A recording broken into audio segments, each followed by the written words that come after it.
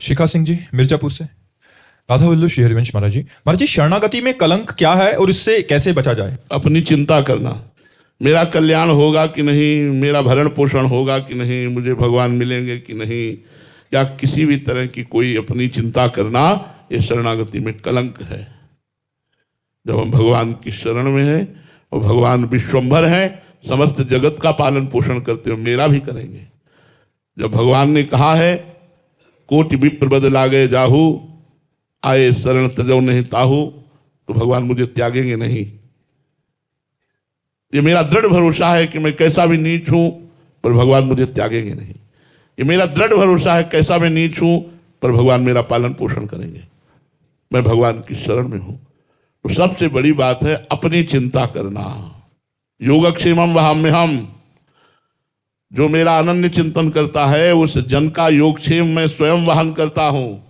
इस बात पर विश्वास करो और अपनी चिंता का भार प्रभु पर डालकर निश्चिंत हो जाओ और खूब नाम जप करो। अपने कर्तव्य का पालन करते हुए कृष्णार्पणम मस्तु भाव से सब काम करो, फिर देखो आनंद आता है। कैसा अद्भुत आनंद आएगा जब पाप नष्ट हो जाएंगे। तो अपनी चिंता करना सबसे बड़ा कलंक है। औरों का सहारा ले लेना ये दूसरा कलंक है। कह हरिदास ते जीव विमुख भय जे दूसरी करिडारी। भगवान का भरोसा छोड़कर किसी व्यक्ति का भरोसा कर लिया कि वो आदमी हमारा काम बना देगा, ये सबसे बड़ी कलंक की बात है। एक भरोसो एक बल एक आस विश्वास, एक भरोसा केवल भगवान से, एक आशा केवल भगवान की, एक बल केवल भगवान का। अगर हमें अन्य का भरोसा हो गया तो कलंक हो गया हमारी शरणागति में। अपनी चिंता हो गई तो कलंक हो गया शरणागति में। तो ये सबसे बड़ी कलंक की बात है, इसे छोड़ देना चाहिए भगवान के भरोसे पर। रसशेखरी शरण जी।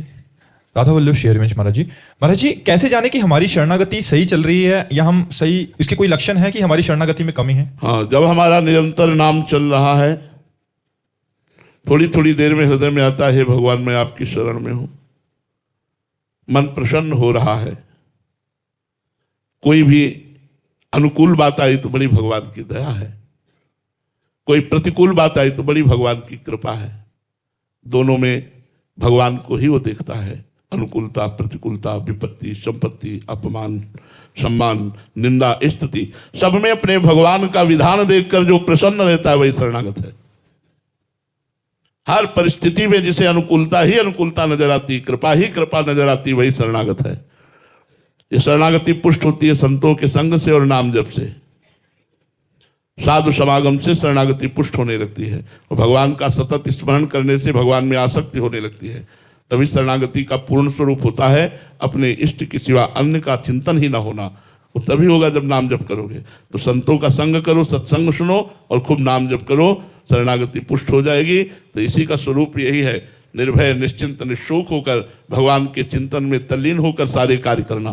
कार्य करते हुए भी अहंकार ना होना, कठपुतली की भांति रहना कि मेरे तो कुछ बस की बात नहीं, मेरे प्रभु मेरे से करवा रहे हैं, ऐसा भाव रखना।